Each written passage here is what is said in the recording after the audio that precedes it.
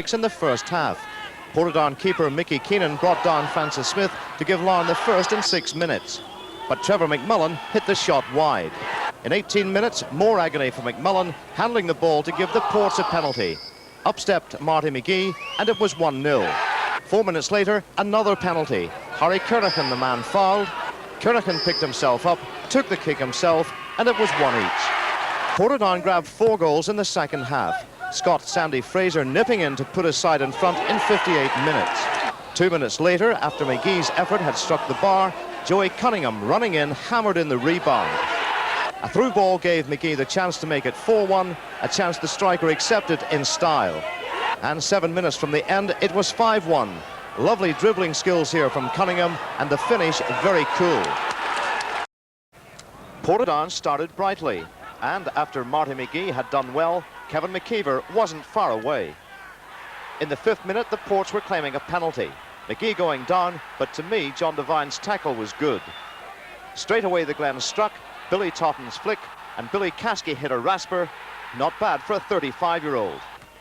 It was mostly Glentoran now, and a mistake by Alfie Stewart almost gave them a second. Stephen Douglas couldn't capitalise. On the half hour, the first penalty for Portadown. Sandy Fraser hauled on by Norman McGreevy. Up stepped Roy McCready, and his blaster bulged the net. Right on half-time, another penalty. McGee going down, McGreevy again the offender. It was McCready again, and this time he chose the bottom corner.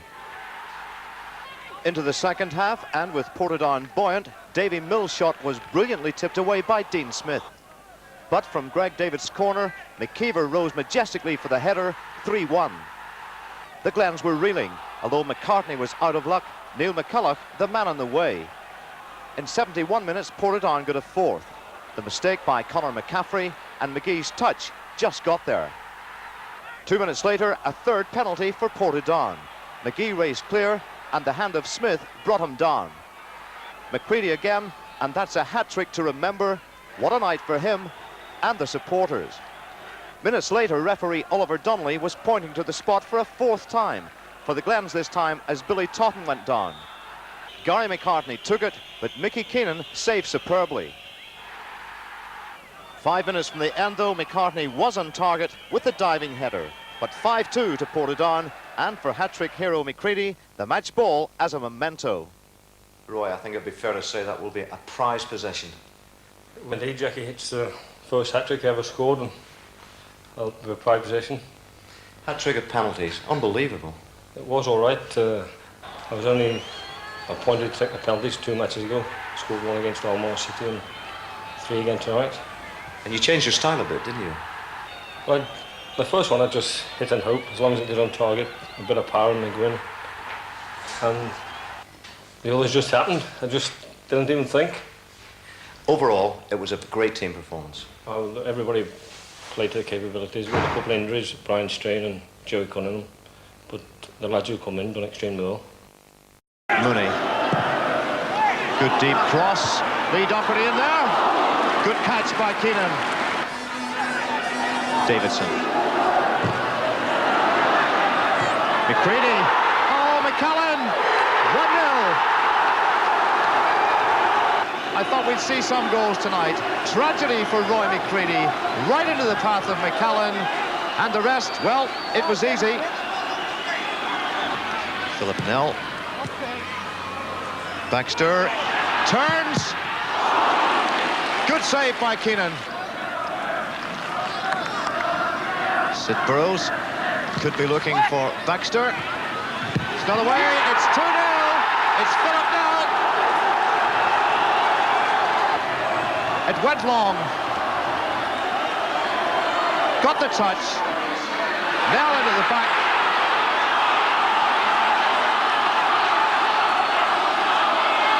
And a red card to Alan Dornan. He's off. Jim, I was watching the replay. I didn't see what happened, but a sensation. He was booked, as you know, a few minutes ago. He made a somewhat similar tackle, I think, on Greg Davidson. McGee, won by McKeever. Fraser in there, the lob, and a good save by Dunlop. He had to look lively there. But here's Doherty for Linfield. Oh, that's a good ball. Baxter in. Can he finish? He can't. Cunningham again. Good build-up. Well, they had their chance to stay on top on Saturday at Solitude. Portadown shrugged off their disappointment at losing the Gold Cup final to win 3-1. Portadown and the white shirt struck first after 12 minutes. A superbly weighted ball by Sandy Fraser, and Marty McGee deadly with the finish. 7 minutes later, it was one each.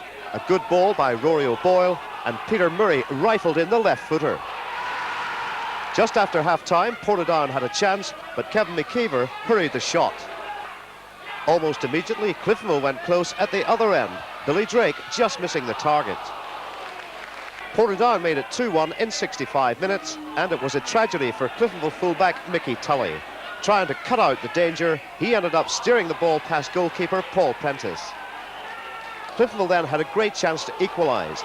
A sweeping move, the deep cross, but Tommy Breslin somehow screwed it wide. Portadown's third came in 87 minutes. A good run by Fraser, a neat turn by Joey Cunningham, and Prentice had the 65th minute, Portadown took the lead again. Sandy Fraser was the target man, but Michael Tully diverted the ball past his own keeper. And with 3 minutes to go, Joey Cunningham secured the points for Portadown. What a great build-up it was. Sandy Fraser did some excellent work for Portadown on the right before squaring for Cunningham. Now Portadown are one of 3 teams sharing top spot in the league. Named as the Guinness Player of the Month for November. Portadown are now 3 points clear of Cliftonville at the top, but the Ports have played 1 game more. Linfield and Glentoran are among the chasing teams. Going into Tuesday night's Road Ferry League Cup final against Newry Town. Watched by a bumper crowd, last night's game was a typical derby. No quarter asked, none given.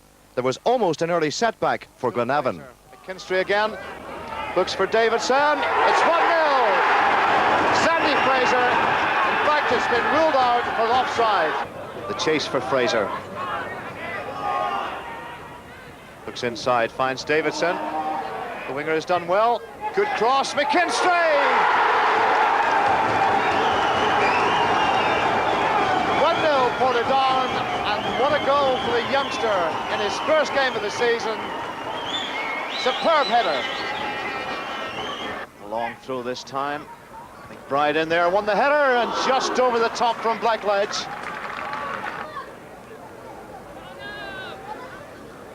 McBride turned well. Good ball in, Stevie Conville, 1 each. Great play by the midfielder. The ball played in, Conville turned his man, and the rest was straightforward. Free kick from Neil McCulloch. Won by Davison, Fraser, McKeever, 2-1. Ball forward. Jeff Ferris, still Ferris, off the post. Ferris again. Good ball from McKinstry, finds Fraser.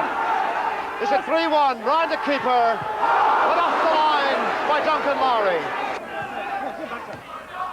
Greg Davison, the through ball, finds Davy Mills. It's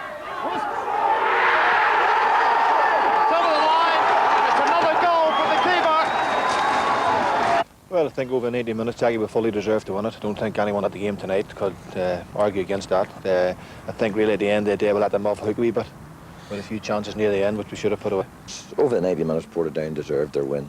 A couple of wee breaks that went our way and maybe it might have been a different story. We'll have to look at the second and third goals and talk about them. I thought they were bad goals defensively. Coming up to Christmas, Portadown top of the table. Must be a nice feeling. Nice, better than being at the bottom.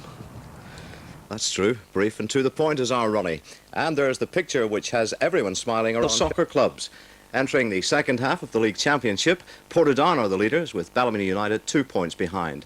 Coleraine, Glenavon and Bangor are other country clubs going well, but they're all aware the big two nicely placed in third and fourth. Coming up, we've got a brilliant goal from Raymond McCoy of Coleraine. But first, the game I saw at the Oval. Portadown giving themselves a real boost, beating Glentoran 3-2. These are the goals. Carlos with the long one, looks for McKeever. McKeever wins it. Mills. McGee! 1-0! Here's McCready. Finds McKeever. The good low cross. 2-0. It's off the post. It's 2-0 now. Marty McGee. Great play from Portadown. Fraser hit the post, but McGee was there to knock it in. Barney Bars for Glentoran. Good ball, finds Jameson. Good cross, McCartney. Tremendous move from Glentoran. Jameson delivered the cross, and that's superb finishing from McCartney, his 24th of the season. Ian Curlis to push forward for Portadown. Fraser's on the run. He's still got it. It's 3-1. George Neal. Good ball, finds Heath. Will he try one? The cross, Jameson! 3-2 to Portadown. Now to that. Well, Ronnie McFall, you're obviously delighted that Mickey Keenan's picked up the TNT Man of the Tournament award as goalkeeper. Yes, he fully deserves it, Stephen. He's had an outstanding season so far. I think he's had something like 17, 18 clean sheets, and I don't think anyone could argue with him picking up the award. Is the success of Portadown based on the solid defence, do you think? Well, I think so. I mean, we don't concede many goals. We have a sound back four who are very quick and competitive and can play a wee bit, and we have guys up front that can score goals. Marty McGee's been knocking in the goals. He's small, he's sharp, he knows his way to goal, so he can't create problems for us. Well, with that great win that Portadown had over Glentoran, are you hoping for maybe something of a reaction this week? Well, I'm hoping that was their peak. We just take each game as it comes, and we prepare thoroughly for each game that we play, irrespective if it's a junior side or a senior side. And as I said, we know we're in for a hard game, and we're confident that we can win. We've had a lot of good runs in cup ties over the past few seasons, and we're quite used to the big occasion. Of course, for the Irish League teams, this is the first round proper. For you, it's your 6th match in the Bass Irish Cup. That's correct. We played 4 games with 1 replay, so with 5 games under our belt. They have a good tradition, they're a good side, they're a very experienced side. Obviously we've had them watched, and we're fully prepared from tomorrow. Obviously in the position you're in, you're going well in the league. What are your ambitions for this season? Just to win Saturday's game. Injury time goal came from a Kernahan corner. McMullen's shot was deflected off Mills, 1-0 to Larne. That set them up for the second half, which they controlled, and they felt that they might well have had a penalty here. Kernahan tangling with Strain. The ref, though, wasn't impressed. Portadown's threat fell away. Larne were playing some neat football. Kernahan lobbing into Smith, the ball eventually coming out to McMullen, and his shot was well saved by Keenan. Larne wrapped it up with a second, 12 minutes from time. Cunningham and Keenan getting into all sorts of problems, the ball falling to Tom Sloan for his 3rd of the season.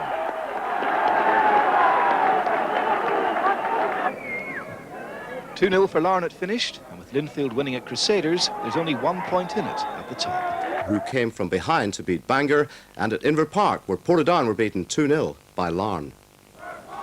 It was a day when Portadown and the white shirts here were slightly off colour, and yet they did create some chances, like this one, but Greg Davidson's cross tidied up by Tom Houston.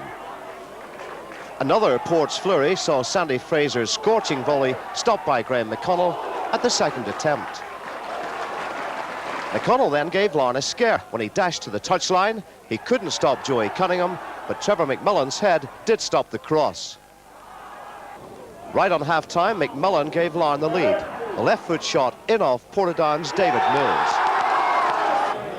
As the Ports tried to hit back in the second half, Fraser had a chance, but McConnell did well with the save.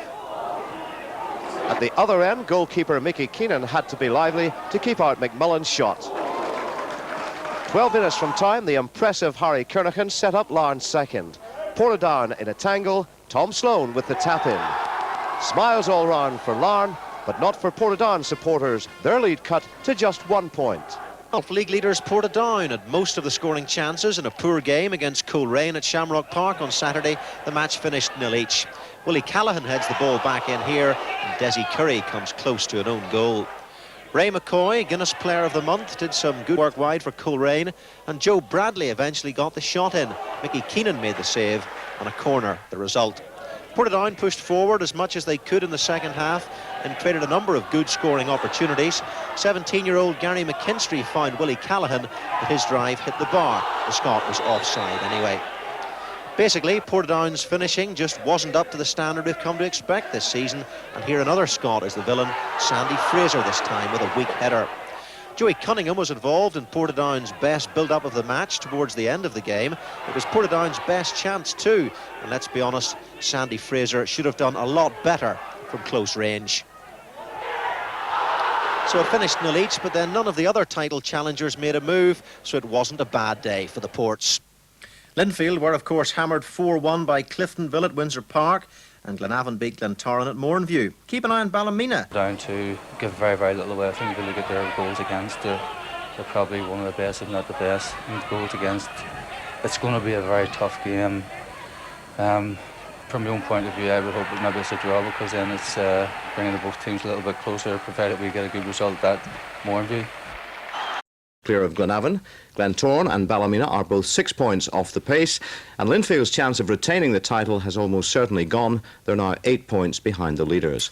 Well, on Saturday, Portadown underlined their potential to win a first-ever championship, making a dramatic comeback to beat Ballymena United 3-2 at the Showgrounds. Portadown players and fans showing their delight at the end of Saturday's game. They had plenty to celebrate, having beaten one of the main contenders away from home. Contenders United, who'd rocked Portadown with a goal inside 2 minutes. John McKee applying the final touch to a chance set up by Neil Candless. In 17 minutes, the league leaders were 2 down. Good long ball from Michael Smith. Piper fights forward. Here's Sloan, 2-0. Portadown's comeback started in 27 minutes with a penalty kick. Oh, was that off the hand of Garrett? It was indeed. It's a penalty kick. So Portadown's Scottish striker Khan then with the penalty kick, and it's in. 2 minutes later, United almost had a third. It falls for Candless. He's quick, this fella. Still Candless, but he's missed the target. In the second half, though, it was all Portadown. A cracking equaliser coming in 47 minutes. Davidson there, McCready there. McCready, 2-2. The Portadown winner came 5 minutes from time. Fraser's kick. Hands in the air, that's Heron getting it away. Here's Fraser again. Cowan flew in from Scotland for tonight's Irish Cup semi-final against Coleraine. At 4 points clear at the top of the table, is there a problem of priorities for the Ports? Well, very possibly, but as our manager has always told us, you know, we take one game at a time, and that's basically the way to take it. You know, obviously you start thinking of the both, the Yankton Cup and the league. But we'll take one game at a time, and hopefully we'll end up with one trophy, at least at the end of the season. Stephen Cowan, you've obviously adjusted well. 9 goals this season, 7 of them from the penalty spot. Well, that's right, yeah. When I first came, one of my first games against Distillery, and the manager asked who wanted to take the penalties, and nobody seemed to, want to put their hand up. So, me not being very shy, I put my hand up and said I would take them, and fortunately since then we've had a few penalties. I've managed to score them. How have you been adjusting for this particular game? It's obviously a special one. Well, that's right. All semi-finals, no matter where you play, I mean, they're obviously big games because you know you've got the glamour day ahead. And I've just been treating it, more or less the same, just looking forward to it, and hopefully we'll get the right result.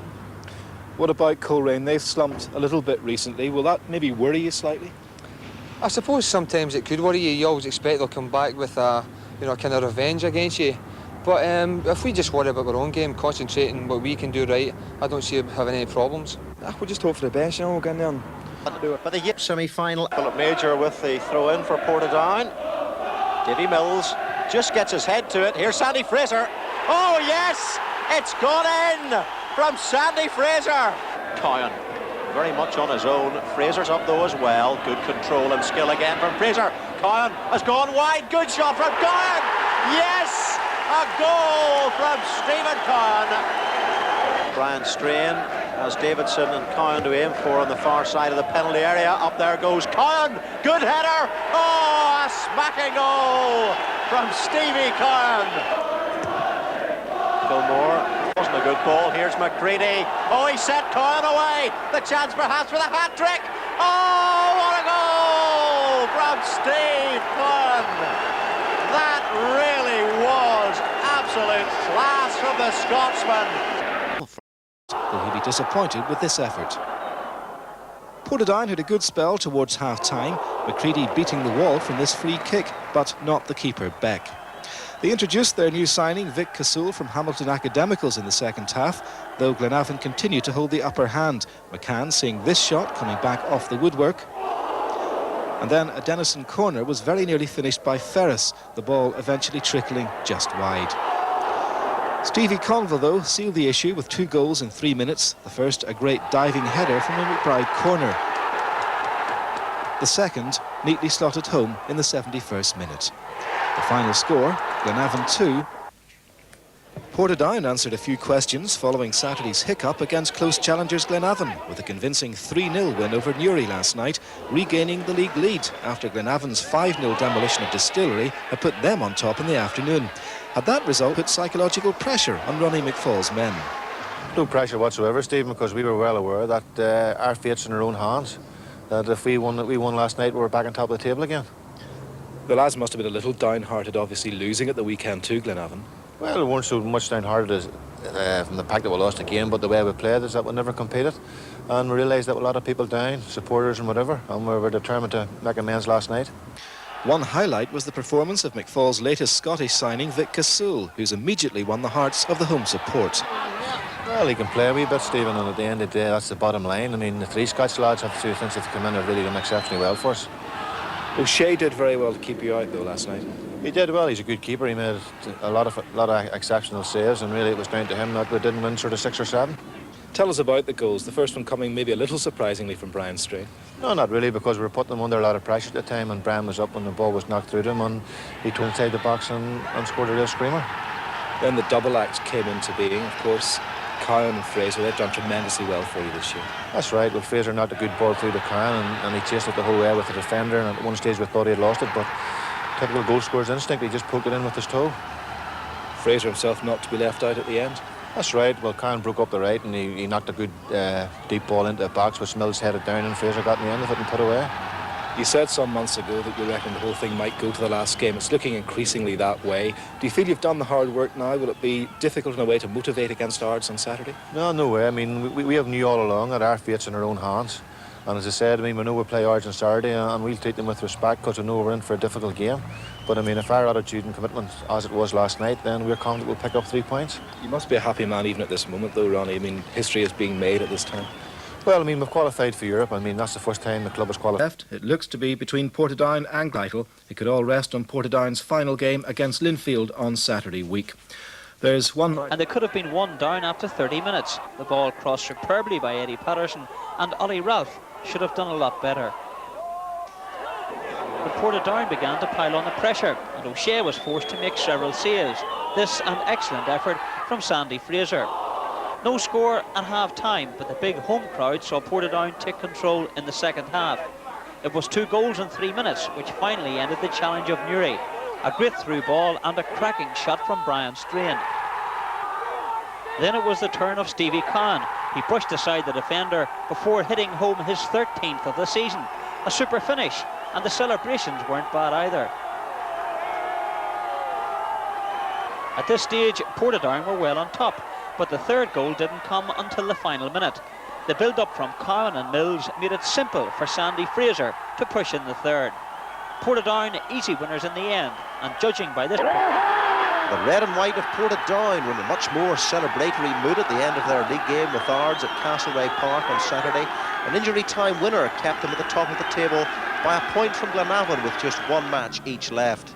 It was an amazing last 20 minutes when Alan Fettis at the Ards goal saved his side time and time again. Portadown had to cope too with the handicap of playing with just 10 men. Joey Cunningham was sent off after making allegedly abusive remarks to the linesman. But still Portadown pushed forward. Here Fraser's cross finds Stevie Cowan, and what a save by Fettis. Well worth looking at again. The Scottish influence must have thought they'd made it 1-0, but it really was a remarkable stretch by the Ards keeper. At last though, Fettis made a slight mistake. It was Brian Strain who first hit the bar, and Fettis redeemed himself with that save. And Strain was at it again shortly afterwards when he eventually managed a shot that flew just wide. But with 2 minutes of injury time played, the Scots finally played a decisive part. Sandy Fraser scored the winning goal, and it sets up a tremendous climax to the Irish League Championship next Saturday. Portadown are at home to Linfield, and Glenavon appointed. In what has been an intriguing title race, there we are. Portadown go into that last game just 1 point in front of Glenavon. On Saturday, Portadown are at home to Linfield. Glenavon, they travel to Coleraine. Last Saturday, Glenavon coasted to a 4-1 win over Larne. But at Castlereagh Park, some great goalkeeping meant it was the late show for Portadown as they beat Ards 1-0. We pick it up in the second half when it was all Portadown. But Ards keeper Fettis was in superb form. How's that for starters from Cunningham's left footer? 18 minutes from time, the Ports were reduced to 10 men. Cunningham getting a red card after making remarks to a linesman. Portadown kept pounding away. Fraser's flick set up Khan, but that man Fettis provided a breathtaking answer. Minutes later, the league leaders must have thought it wasn't their day. Strain hit the bar, and Khan's header was acrobatically tipped away by Fettis. Then Stewart's cross caused more problems for Ards, but Strain, at the second attempt, hammered the shot wide. 2 minutes into injury time, though, Portadown did find a way through. Davidson's corner missed by Fettis, and Fraser knocked in the goal. A goal which keeps a relieved running. It's tight at the top and decision day tomorrow in the Smirnoff Irish League with the last games of the season. There's 1 point between Portadown and Glenavon. Both have identical goal differences. One of them will be champions at tea time tomorrow. If Portadown win at home to Linfield, of course, Glenavon's result at Coleraine will be irrelevant. Glentoran, still chasing a place in Europe, are at home to Bangor. Glenavon can tie things up if Portadown lose to Linfield, so they'll be hoping for a favour from the Windsor Park team. It's just unfortunate the way it's ended up. It's out of our hands. Linfield has already beaten us 4 times this season, so maybe they do owe us a favour, and they're quite capable of doing it. They haven't lost to Portadown this season, in fact. Had a win, 2 draws. Well, you know, that's history. It's what happens on Saturday, which counts, you know.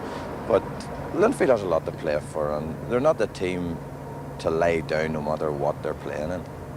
You look as if you've got the easy bit, really. Coleraine, they've lost 7 in a row, haven't scored in the last 4. Well, teams like that's at the most dangerous. It's happened to us this year before with Crusaders. I don't think they had a point whenever they came up to us, and we equalised in the last minute of the game. Coleraine has the players who's capable of turning the game. Remy McCoy, he's been in and out this season, but whenever he turns it on, he's capable. Ricky Wade, although he's been out of the team this past while. Big Marty Tab at the back, but you know, it'll be hard to break down. Well, you'll not be kicking yourselves a bit if you let this title slip away. I mean, you beat Glentoran and Linfield home and away in the league. Well, I suppose whenever you get results like that, you would like to think you'd win the league, but we're up there, and you know, we're still hoping that the league will come to Lurgan. 20-5 tomorrow is whenever we throw in the towel. And of course you beat Portadown just a couple of weeks ago. Well, we beat them well too, and they're sitting up above us at the minute, so it has been a close run race, and probably the most consistent team will win it. One of the most exciting. Portadown going into their last game tomorrow, just 1 point in front of their Mid-Ulster rivals. Yes, it's that close. There are many permutations, but if Portadown win, they'll win the title. But if they only draw or lost and Glenavon won, then the trophy would go to Mornview Park. Tomorrow's games, well, Portadown, they're at home to Linfield, while Glenavon, they travel up to Coleraine. Both of those tricky enough. Well, last night I went to Portadown. They've still the Irish Cup final to come, of course, against Glentoran. For the moment, though, their thoughts are on trying to win the title. But manager Ronnie McFall's preparations were sadly disrupted with the happenings of yesterday, when his house was damaged in the mortar bomb explosions in Portadown. Ronnie and wife Anne were still in bed when the explosion occurred. Getting dressed quickly, the couple, along with other residents, were asked to leave the area immediately by the security forces. With the estate cordoned off last night, the McFalls still didn't know how much damage had been done to their home. Last night at training, Ronnie agreed to speak briefly about the incident. Well, it's a bit of shock to the system, Jackie, you know. Thank goodness that no one was seriously injured. That was the main thing. How difficult will it be for you to forget about that and concentrate now on football? Well, that'll not be a problem, you know. I mean, as I said, it's a bit of shock to the system. The wife is a wee bit upset and whatever, but I mean, just put it behind us and concentrate on the game on Saturday. And as Portadown prepare for the biggest game in their 66-year history, their Scottish connection flew in yesterday. Midfielder Dougie Bell, winger Vic Casoul, and the strikers Steve Kahn and Sandy Fraser. 3 of those have been recent signings. So how does Ronnie answer the criticism that Portadown have tried to buy the title? To say we're buying the title, Jack's absolute nonsense. I mean, the last player we bought was Alfie Stewart, which was 2 years ago. I mean, we haven't broken any rule or done anything illegal. All we've tried to do is to go out and sign quality players to improve Portadown and to improve the standard Irish League and to bring extra people in through the turnstile, which is what we've done. Last Saturday, the Ports beat Ards 1-0 at Castlereagh Park, Sandy Fraser's winner coming in injury time. Now, some suggest that their nerves were beginning to show, but McFall disagrees. Now they may have to beat Linfield to be sure of the title. Beating the Blues is never easy. Will that be a test of their nerve? No, not really, Jackie. I mean, as far as we're concerned, it's a fitting finale to the season for us. I mean, Linfield are Linfield. Everyone really, at the end of the day, looks forward to playing for them because there's a good crowd, good atmosphere, and we're really looking forward to the game. Has it crossed your mind that you could lose out right at the end? No, we think positively, Jackie. You know, we look to the future. I mean, as far as we're concerned, our fate's in our own hands. It has been really from November the 25th, and there's no way we're going to slip up now. But what about that infamous gypsy curse? Dating back to the 30s, the gypsies who were evicted from Shamrock Park decreed that Portadown would never win a major trophy. So what about that, Ronnie? Championship for the first time in their 66-year history. They had to do it the hard way with the final match against Linfield. 2-0 the final score. The Gibson Cup was theirs.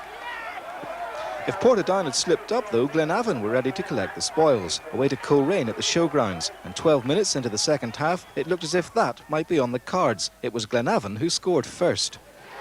Stephen McBride raising the hopes of the Lurgan team after Armstrong had set up his shot. And they thought they'd sealed it in the 63rd minute when Ferris added a second from a glancing header. But almost simultaneously, news filtered around the ground that Portadown had scored. Almost inevitably, it was Scot Stevie Cowan with his 14th goal for the Ports from a Greg Davidson corner. The celebration as much relief as anything else, and the pitch invasion held up play for some time. It was substitute Davidson who had turned the game, and just reward that he should clinch the match. After a Scottish double act of Casoul and Cowan came off the post, Davidson providing the finishing touch. Again, referee Alan Snoddy had to halt the match for a couple of minutes to settle down the ecstatic crowd. It was a much more subdued reaction that greeted Glenavon's third goal at Coleraine, Jerry Armstrong scoring 4 minutes from the end, but by then everyone knew what was happening at Shamrock Park. Ronnie McFall had taken Portadown to their first Irish League title, their first time in the European Cup, and a chance of the double next week with the Cup final against Glentoran. For them, year history, Portadown have won the Irish League Championship. The Ports pipping mid-Ulster rivals Glenavon by 1 point. Belfast Big Two finishing 3rd and 4th, with Ballymena United in 5th place. On Saturday, Glenavon won 3-0 at Coleraine, and if Portadown had slipped up at home to Linfield, the title would have gone to Mornview Park. But the Ports didn't slip up, and the gypsy curse was finally laid to rest. The final whistle at Shamrock Park on Saturday, and the gypsies of yesteryear who'd said the club would never win a major trophy should have been there to see the celebrations. Grown men cried. Having waited since 1924 to win the league, it was understandable. And it was almost an hour before the fans allowed the players back into the dressing room. Earlier, the first half for the 10,000 fans had been a non-event, but the introduction of substitute Greg Davidson early in the second half was to turn the game. In 62 minutes, his corner provided goal number 1. Substitute Greg Davidson, left-footed. Gone! And that's the one they wanted! And look at these first scenes! In 76 minutes, Davidson himself scored his first goal of the season. Ball in, Casoul, can he get there? Fraser! Kahn, he's hit the post! Davidson! 2-0!